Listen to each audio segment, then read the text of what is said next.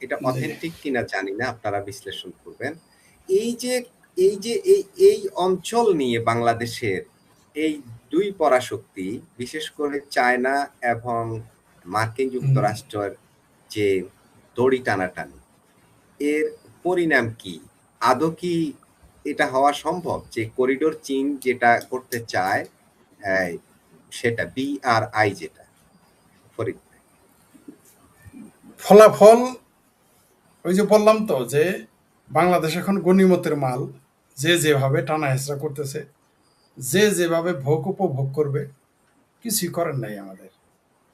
কিন্তু সমস্যা হলো যে শিল শিল পাটায় ডলাডলি বাংলাদেশ নামক মরিচের কর্ম হবে সারা।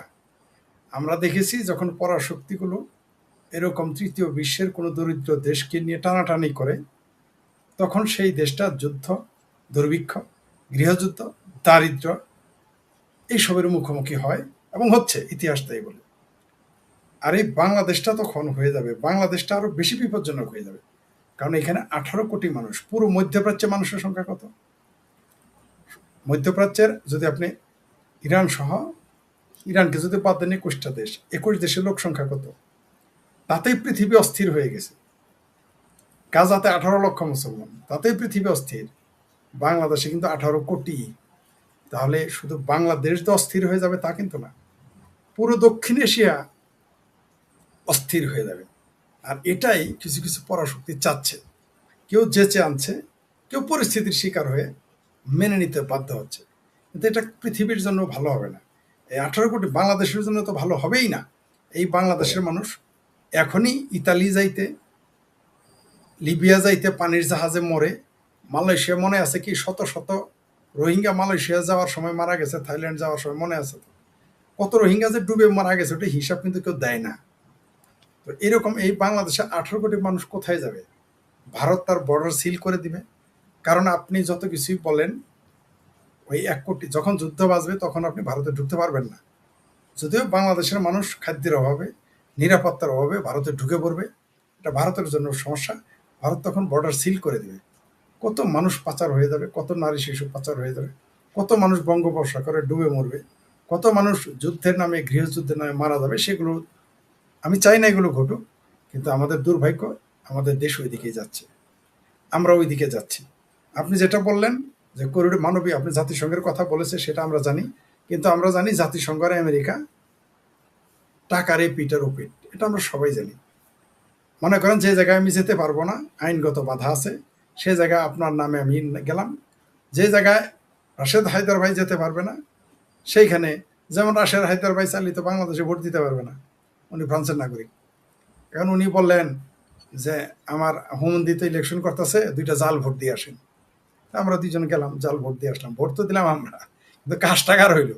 কাজটা রাশেদ ভাইয়ের। তো ওই রকম এই দেশে ওই জাতিসংঘ যে কাজটা করে, জাতিসংঘের নামে জাতিসংঘ, জাতিসংঘের মা বাপটা কে?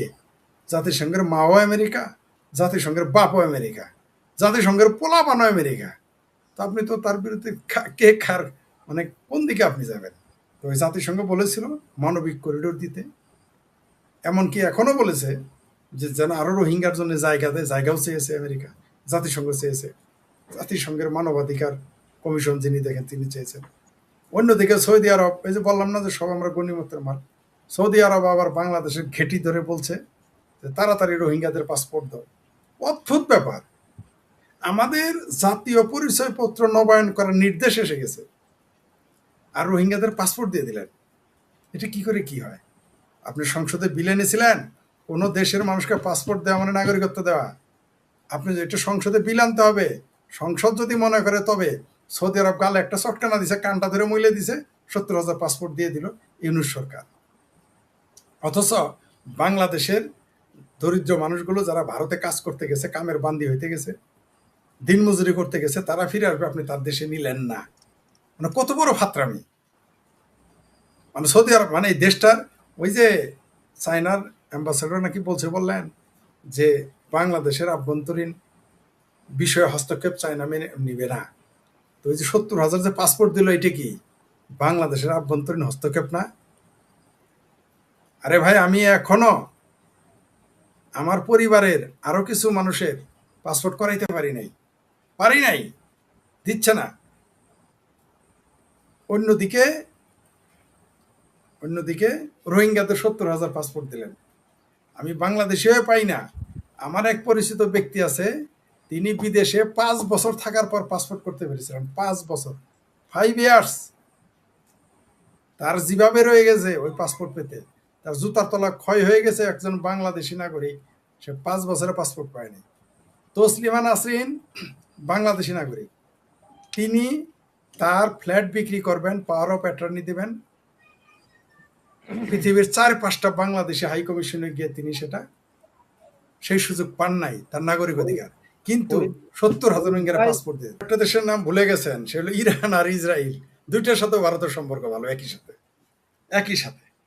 আসলে এটা হচ্ছে ভারতের না, কূটনীতি। এটা একটু বড়সড় প্রবলেম আমার আমার কাছে মনে হয়েছে এই দুই দেশের মধ্যে। জি, চায়নার তাহলে সাথে ইরান আর ইসরায়েল। ইসরায়েলকে আমি এই আলোচনায় নিলাম না। যে আচ্ছা আপনি আচ্ছা আপনার আচ্ছা মতো করেই বলুন। আচ্ছা, তাহলে ইরান, সৌদি, ভারত হচ্ছে, আমি বারবার বলি, ভারত হচ্ছে চাণক্যদের পুত্র। ভারতবাসীরা চাণক্যের পুত্র। কোনো ব্যক্তি যদি, আমি আপনাকে লিখে দিতে পারি, আপনাকে, আপনি ম্যাকিয়াভেলি পড়ে আপনি কি করতে পারবেন আমি জানি না। ম্যাকিয়াভেলির সেই রাষ্ট্রবিজ্ঞানের সেই বিখ্যাত কিতাব পড়ে আপনি কতটুকু সফল হবেন বটে, কতটুকু হবেন আমি জানি না, গ্যারান্টি দিতে পারবো না। কিন্তু আমি লিখিত দিতে পারি, কোনো 25 বছরের তরুণ, সে যদি 5 বছর শুধু চাণক্য নীতিটাই শুধু পড়ে, আমার ধারণা সে বাংলাদেশের সবচেয়ে ভালো কূটনীতিক হবে। মানে বাংলাদেশের মধ্যে হবেই। যে কোনো কূটনৈতিক যারা ব্যক্তি রয়েছেন তাদের চাইতে সে বেশি বুঝবে কূটনীতি। তাহলে ভারতীয়রা কি করবে? তারা তো তাদের কূটনৈতিক তৎপরতা যে আপনি দেখেন, আমি ভারতের উপরে মাঝে মধ্যে রাগ করতাম। যেমন যে ভিসাটা যখন দিল, আমার রাগ উঠে গিয়েছিল। কেন ভিসা দিল? এখন তো সব জঙ্গিরা যাবে। কিন্তু না, তারা কি করেছে, তারা এখন থেকে 10 বছরের কথা চিন্তা করেছে, কমপক্ষে 5 বছরের চিন্তা করেছে। শুধু একটা বিষয় না, ওই দিন হায়দ্রাবাদের ওখানে গিয়ে বলছি যে ভিসা দেওয়ার আরেকটা কারণ আছে, সেটা আমরা লাইভে বলতে পারবো না সঙ্গত কারণে, কারণ তাহলে অনেক মানুষের ক্ষতি হয়ে যাবে, সেটা বলা যাবে না, এবং সেটা বাংলাদেশি মানুষদেরই ক্ষতি বেশি হবে। সঙ্গত কারণে বলতে পারতেছি না। কূটনীতি এমন একটা জিনিস, আপনি যা বলছেন না সেটা কূটনীতি, আপনি যা বলে ফেলেছেন সেটা তো কূটনীতি না, আপনি তো বলেই দিয়েছেন। যেমন চায়না বলে ফেলেছে যে বাংলাদেশের ব্যাপারে আভ্যন্তরীণ হস্তক্ষেপ আমরা মেনে নিব না, তার কিন্তু বক্তব্য প্রকাশ হয়ে গেছে। ভারত কি বলেছে? বলে নাই। তার মানে ভারত এটা আরো বেশি মানতেছে। ওই যে অক্ষয় কুমারের সে ডায়লগ, जो मैं बोलता हूँ वो मैं करता हूँ, আর जो मैं नहीं बोलता हूँ वो मैं डेफिनेटली करता हूँ। তো ভারতের রাজনীতি হচ্ছে এটা, যা সে বলে তা সে করে, যা সে বলে না তাহা কিন্তু সে করবেই। এটা হচ্ছে ভারতের কূটনীতি। এই কূটনীতির কারণে দেখেন জাপানের প্রধানমন্ত্রী কি বলেছে? নরেন্দ্র মোদী আমার ভাই। ট্রাম্প কি বলেছিলেন? নরেন্দ্র মোদী আমার বন্ধু। ওবামা কি বলেছিলেন? নরেন্দ্র মোদী আমার ভাই। ইউরোপীয় ইউনিয়নের প্রেসিডেন্ট আপনার চ্যানেলে এসে বলেছিলাম, কি বলেছে? Mother of all deals sign করেছেন। আর্জেন্টিনা তাকে মানে ব্ল্যাঙ্ক চেক দিয়ে দিয়েছে ভারতকে জ্বালানির তেলের জন্য। রাশিয়ার সাথে তার সুসম্পর্ক, আমেরিকার কোনো ধাতানি মানে না। ইরান থেকেও তেল সে প্রকাশ্য গোপনে দুইভাবেই আনে। সৌদি আরবের সাথে তো ভালো সম্পর্ক, দুবাইয়ের সাথে তো সম্পর্কের হিসাবই নাই। অলরেডি দুবাইয়ে সে তার অস্ত্র ব্রহ্মস কি যেন ওগুলো বিক্রি করতেছে। তো এইটাই ভারতের কূটনীতি দেখা যায় যে এটা খুবই ধীর গতিতে কাজ করতেছে, কিন্তু প্রশান্ত মহাসাগরের স্রোত কিন্তু বোঝা যায় না। আমরা কিন্তু কুমিল্লার, তারপরে চাঁদপুরের ডাকাতিয়া নদী, বা জামালপুরের পারের যমুনার নদী, সিরাজগঞ্জের যমুনা নদীর স্রোতটা দেখতে পারি। কারণ কি? কারণ এটা গতিটা বোঝা যায়, আমাদের চোখে ধরে। কিন্তু প্রশান্ত মহাসাগর কিন্তু শান্ত না, নাম প্রশান্ত, তার যে গতি এত বেশি, ওইখানে কিন্তু কেউ উপস্থিত হলে বুঝতে পারে না। যারা প্রশান্ত মহাসাগরে ভ্রমণ করে তারা সেটা জানে। ওর গতিটা কিন্তু বোঝা যায় না, কিন্তু স্পিড কত, কারণ আমাদের চোখেই ধরে না সে কত দ্রুত গেল।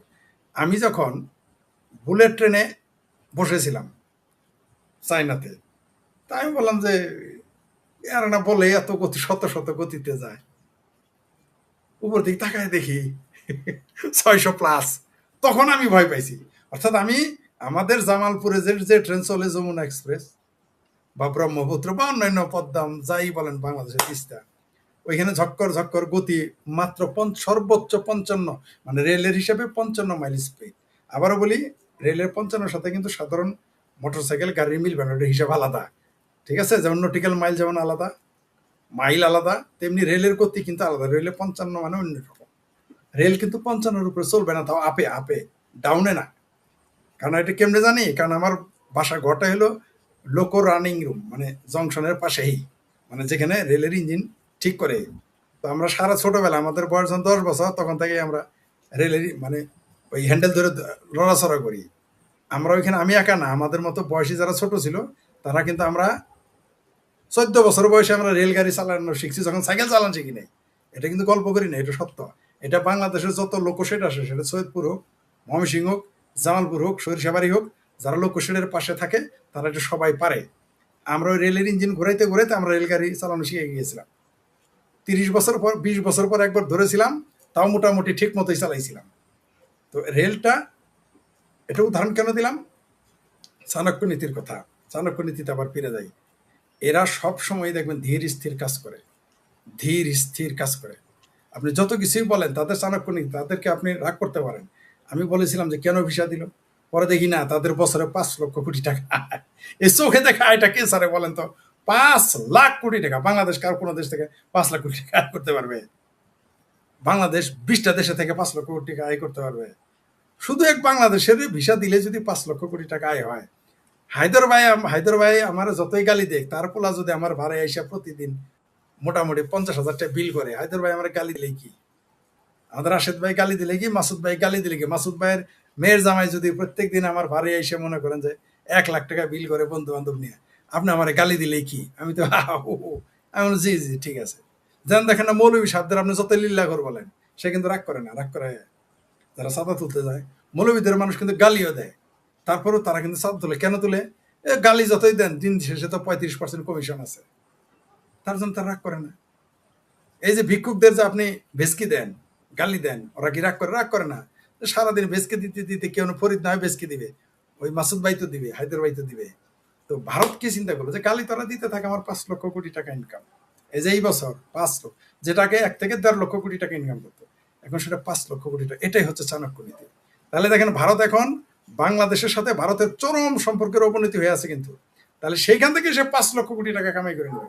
অলরেডি এক ব্যক্তি রাশিয়ায় থাকে, সরি অস্ট্রেলিয়াতে থাকে, ভারতীয় ব্যক্তি, কি যেন খুদা, কি যেন তার নামের আগে নাগে আগে পরে খুদা আছে, ভুলে গেছি নামটা আর কি। সে কি করেছে? 4 লক্ষ কোটি টাকা বিনিয়োগ করবে একজন। তো এটাই হলো ভারত, এটা হচ্ছে ভারতের চাণক্য নীতি। সে আমেরিকার সাথেও প্রীতি রাখে, রাশিয়ার সাথে তার প্রীতি আছে, এবং রাশিয়ার সৈন্য অলরেডি ঘাঁটি করে ভারতে বসে আছে। আপনাকে বলে দিই, এটা 2 মাস আগেই ঘটে গেছে। 2 মাস আগে ঘটে গেছে, এখানে অলরেডি রাশিয়ার সৈন্য ঘাঁটি করে আছে।